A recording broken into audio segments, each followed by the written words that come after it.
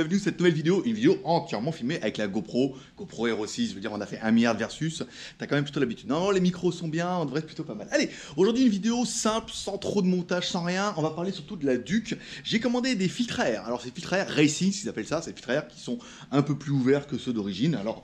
Forcément, bon, bah après ils sont plus alvéolés comme ça, alors c'est celui pour le Tricity. Et je me suis dit, tiens, ça pourrait aller bien parce que si vous avez acheté par exemple, vous avez une moto, moi j'ai installé la Krapovic dessus.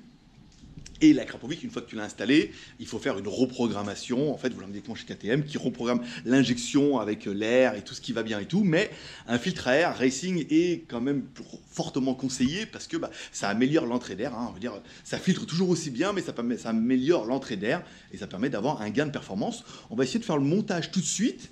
Puis on se retrouve bah, juste après, comme toujours. Bon, étape 1, on enlève la selle. Bon, c'est pas très compliqué en même temps. Il y a des fois, on enlève la selle. Après, il y a 2 vis à enlever. On met la selle ici. Et là, on se retrouve avec le filtre. Alors là, il y a 2 petites, encore plus 2 petits écrous à enlever, qu'on va enlever tout de suite, bien sûr.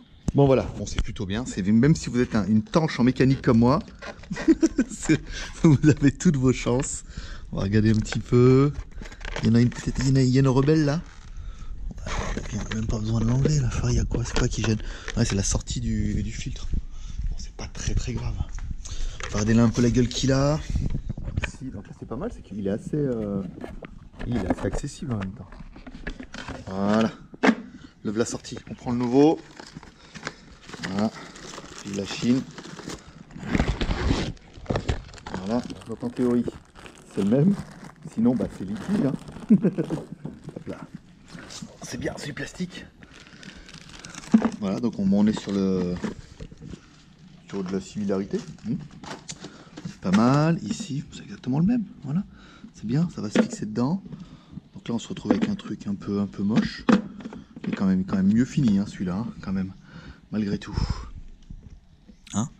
Pas mal, bien ça. Ouais. Bon, on va enlever ça, on va mettre dessous.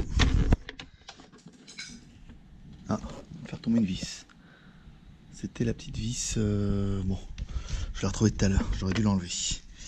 On va l'enlever. On va la mettre par terre avec sa copine.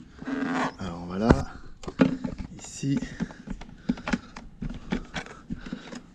Alors là, avec une main, c'est pas facile. On va bien les 2 mains. Hein.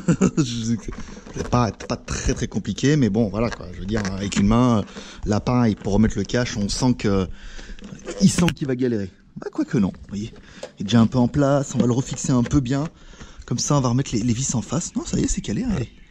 Ils sont bien calés là, c'est bien. J'ai retrouvé la vis qui était tombée, quand même une bonne chose. Ça évite d'être en panique à chercher une vis là ici. Voilà, bah on va revisser, hein, puis avec ça. Puis après on va mettre en route, on va bien voir s'il y a une différence ou pas.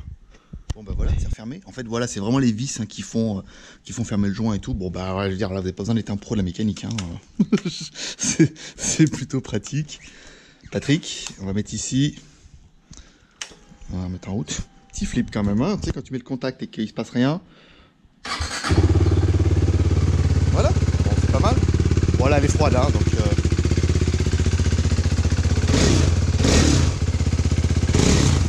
Ouais, c'est bien. Pas de fuite, vous voyez, on sent pas l'air, hop, ici on est bien, la chicane, on est bien, oui on appelle le bassin à 2000 kg, et voilà, c'est fait. Après on attaquera la partie roulage, mais là pour une prochaine fois, mais bon vous voyez, au pire à changer le filtre c'est pas ultra compliqué. Et puis bah, maintenant on va s'attaquer au Tricity, parce que j'en ai commandé un aussi, et apparemment c'est le même que le N-Max. Allez, on se retrouve en intérieur pour le bilan. Bon, petit bilan au niveau du montage. Bon, même si je suis pas un pro de la mécanique, on aura vu que c'est quand même pas très compliqué. On va essayer de faire une deuxième vidéo pour le Tricity. Au niveau des performances, bah, je sais pas trop. J'ai pas encore essayé la moto. On va garder un petit peu le suspense. On va rouler, à mon avis, ça va pas être flagrant, mais ça devrait améliorer un petit peu. On va voir si ça pétarade un peu plus. On essaiera de vous mettre ça dans une prochaine vidéo où j'irai faire une partie roulage avec le micro et on en parlera. Vous trouverez ça juste après. Voilà, on fera un vlog vlog spécialement avec la Duke, avec la Krapovic, qui du coup permet de monter cette Duke 390 à peu près à 50 chevaux, avec le filtre à air, le pot d'échappement, la reprogrammation.